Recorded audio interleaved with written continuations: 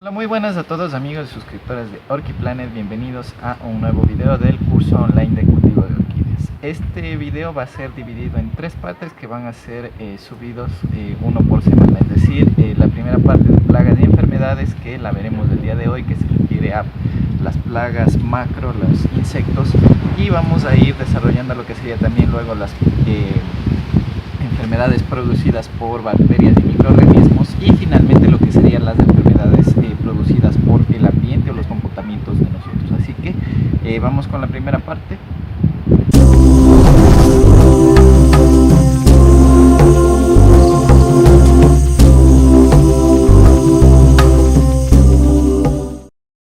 Primeramente tenemos que hablar acerca de lo que son los insectos.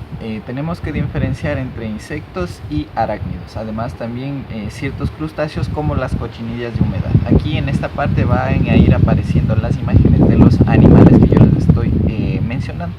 La característica común de estos animales es que suelen invadir a las orquídeas, suelen mordisquearlas o suelen morder las nervaduras, es decir, las pequeñas venas que tienen las orquídeas en las hojas, y depositarse allí para absorber la savia, por lo cual estas insectos y plagas lo que ocasionan es una reducción de la energía que llega a las células de estas zonas y provoca la muerte, podredumbre o daños severos hacia las orquídeas. También existen insectos como ciertas orugas o babosas que lo que hacen es comerse estructuras ya, como pueden ser las raíces, pueden ser los bulbos, pueden ser las hojas, los capullos florales, ¿no? Bien, la primera plaga que les quiero mencionar son los thrips y los áfidos. Los thrips y los áfidos comparten ciertas características, son pulgones que se les llama, ¿no? Los thrips suelen ser normalmente de color blanquecino a amarillo y pues tienen la capacidad de volar. Los thrips se presentan al igual que los pulgones o áfidos en épocas secas donde la temperatura es bastante alta, y también existen factores como la falta de agua o la falta de riego que empiezan a hacer que se desarrollen más que cuando nosotros estamos en la época de lluvias, ¿no?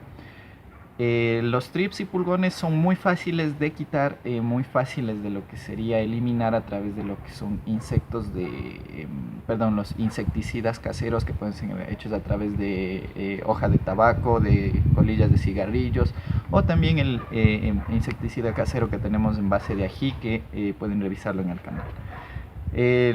Son muy fáciles de eliminar, pero tienen una particularidad, que su excremento pues es muy alto en melaza, es decir, en azúcares que extraen de la planta. Estos azúcares pueden atraer a otras dos plagas. La primera plaga es un hongo marrón o de color negruzco que se incrusta sobre las hojas en las zonas de crecimiento de estos, que vamos a hablarlo en el capítulo que corresponde a hongos. La otra plaga son las hormigas. Las hormigas en sí no son perjudiciales directamente a nuestras orquídeas. El problema es que estas se alimentan del dulce que producen el excremento de los pulgones, y en ocasiones se ha visto que las hormigas se comportan como si fueran pastores de los rebaños de pulgones. En el momento que los pulgones empiezan a consumir una parte y terminan de consumirla, las hormigas se encargan de transportarlos hacia otra zona donde exista más savia. También ciertas hormigas tienen la capacidad de romper las hojas, de comerse las hojas, sobre todo las hormigas cortadoras, y así ir eliminando ciertas partes. ¿Cómo podemos eliminar a las hormigas? Podemos también hacerlo al igual con los insecticidas caseros, sin necesidad de recurrir a químicos perjudiciales. Son muy sencillos de aplicar, muy sencillos de utilizar, y si nosotros sobre todo tenemos un buen cuidado, por ejemplo una temperatura adecuada, una iluminación adecuada, una humedad adecuada, pues no van a tener que aparecer. Si nosotros observamos que los thrips o pulgones están apareciendo al igual que las hormigas, significa que no hay una humedad adecuada y que la planta se está secando bastante. Entonces tenemos que aumentar un poco la humedad o los riegos. Si vemos a las hormigas, es que los thrips están allí y tendremos que hacer una aplicación de insecticida preventivo. Bueno, la siguiente plaga se refiere a lo que serían las arañas rojas. Tienen los mismos problemas y causan tienen las mismas consecuencias que los pulgones y los thrips. La diferencia que no son arañas, a pesar de lo que a simple vista se pueda ver, las arañas rojas son puntitos rojos que se pueden observar allí que van caminando, no son arañas sino ácaros que de igual manera se alimentan de la savia de las orquídeas que pasa a través de sus nervaduras. Es muy extraño verlas, sobre todo en climas que son muy secos o muy fríos sobre todo, pero también pueden aparecer y hay que tener los mismos tratamientos que con los pulgones y los thrips. Otra característica que nosotros podemos observar en las arañas rojas es que tienen una presencia muy dispersa, ¿no? Los pulgones y los thrips por lo general se empiezan a acumular en una zona y hay comunidades bastante grandes de los mismos. Las arañas o ácaros rojos no lo hacen, sino que se observan en distintas zonas de la estructura de la planta. Siguiente plaga o insecto se refiere a las cochinillas. Tenemos que definir que hay tres tipos de cochinillas que se pueden observar usualmente. Las pueden observar aquí, como les digo. La primera es la cochinilla lapa. La cochinilla lapa es prácticamente la misma familia que la cochinilla algodonosa. La diferencia es que la cochinilla lapa crea una estructura bastante sólida y bastante dura en la cual esta se protege de cualquier acción que nosotros coloquemos allí. La cochinilla lapa debe ser tratada siempre con productos insecticidas. Los productos insecticidas específicos para la cochinilla lapa, si se utilizan en la dosis adecuada y con los parámetros que recomienda la marca de la que sea, la más común suele ser el Confitor, pues no se va a tener problema. A las 2-3 semanas de la aparición la cochinilla lapa desaparecerá. Nosotros no podemos aplicar ningún insecticida natural. ¿Por qué? Porque el insecticida natural aplica siempre de contacto, es decir, el insecto tiene que entrar en contacto y qué sé yo, va a matar sus células, va a envenenarlo a través del consumo del insecticida, etcétera, ¿no? Como la cochinilla lapa está directamente pegada y protegido por esto del exterior, lo que hace es consumir la savia, por lo cual no nos serviría de nada aplicar uno de estos insecticidas naturales. Tenemos que aplicar estos insecticidas ya comerciales, que lo que hacen es envenenar la savia. No envenenan la savia para la planta, sino únicamente lo convierten en veneno para lo que sería la cochinilla. Entonces nosotros vamos a poder ver que ya van a ir soltándose y las costras que están allí.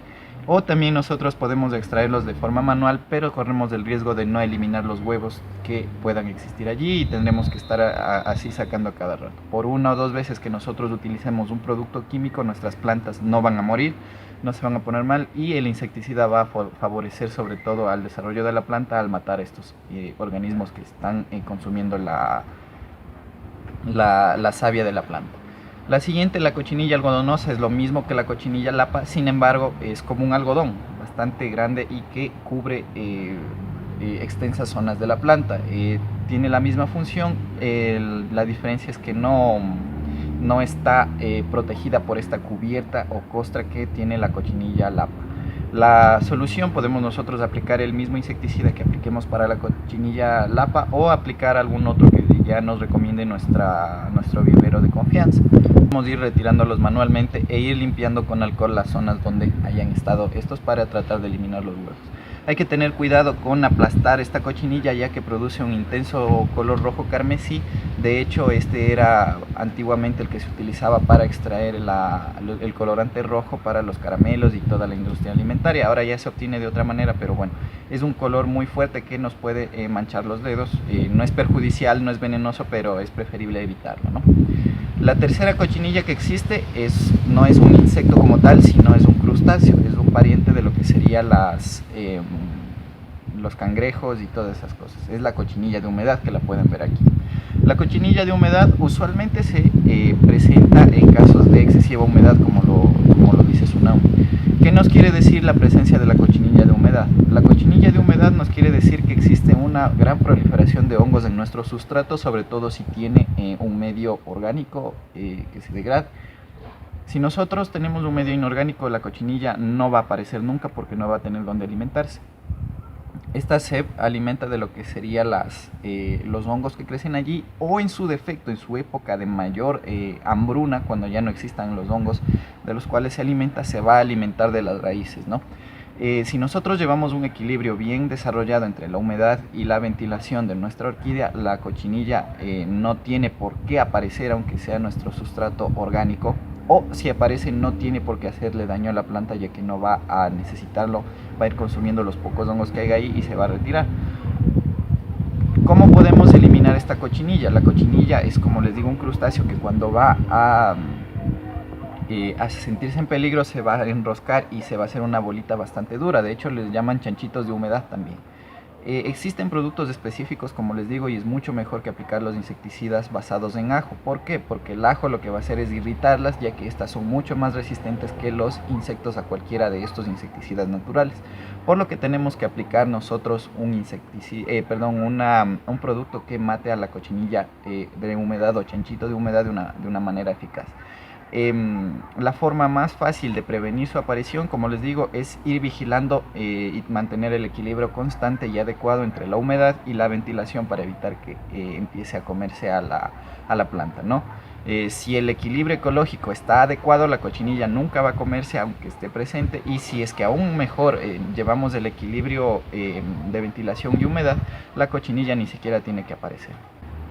Bueno, finalmente, para hablar de lo que serían las plagas macro o plagas formadas por animales, tenemos a lo que serían los moluscos. Dentro de los moluscos tenemos a dos grandes enemigos de las orquídeas: las babosas y los caracoles. Los caracoles es muy difícil que aparezcan, y su radícula o ródula, algo así, no me acuerdo cómo se llama la estructura que utilizan para masticar, que es como miles y miles y miles de dientes que utilizan para triturar, no suele poder comerse las hojas ni las raíces de las plantas cuando están en su perfecto estado de salud. Las babosas y los caracoles siempre aparecen cuando existe una humedad excesiva, y casi siempre en estructuras blandas de la planta, es decir, hojas nuevas, botones florales o también lo que serían las raíces. ¿Cómo nosotros podemos cómo podemos prevenir nosotros la aparición de las babosas y los caracoles? Los caracoles es muy extraño que aparezcan, pero también suelen ser perjudiciales. Entonces, en este caso voy a hablar como si fuera solamente de las babosas. Simplemente lo que tenemos que hacer, la primera técnica, es rodearlo de platos de cerveza en los cuales la babosa se va a sentir atraída por la malta que contiene la cerveza, y el alcohol va a destruir su organismo metabólico. Otra es vigilar la humedad, sobre todo si es que existe un exceso de humedad, y los huevos que puedan existir de las babosas en todas las zonas. Vamos a ir siempre tratando de vigilar en el sustrato. Si es que, por ejemplo, nuestra planta empieza no tiene signos visibles de haber sido atacada por algún animal en la parte aérea, pero la parte aérea presenta ciertas pudriciones, etcétera, vamos a sacarla y revisar el sustrato, y si en el sustrato nosotros encontramos babosas, pues vamos a tratar de eliminarlas a través del control de la humedad y la sequedad. Eso sí, si nosotros observamos una babosa, ese rato tenemos que sacarla y botarla. Las babosas también podemos colocarle caminos de sal, es decir, la sal de mesa que tengamos en nuestro hogar, vamos a colocar y hacer como un muro alrededor de nuestras orquídeas, para así que evitar que las babosas ingresen hacia las macetas y bandejas de nuestras orquídeas. Son bastante fáciles de controlar, y pues, como les digo, si existe un exceso de humedad aparecen, y si nosotros reducimos la humedad, pues no van a aparecer. Si nosotros observamos a la babosa, siempre tenemos que tratar de eliminarla al menor contacto posible. Bueno, amigos, recuerden que ustedes pueden acceder a los videos anterior y siguiente a través de hacer clic aquí en las esquinas superiores, o también harán en la descripción en caso de que nos estén viendo a través de su aplicación móvil.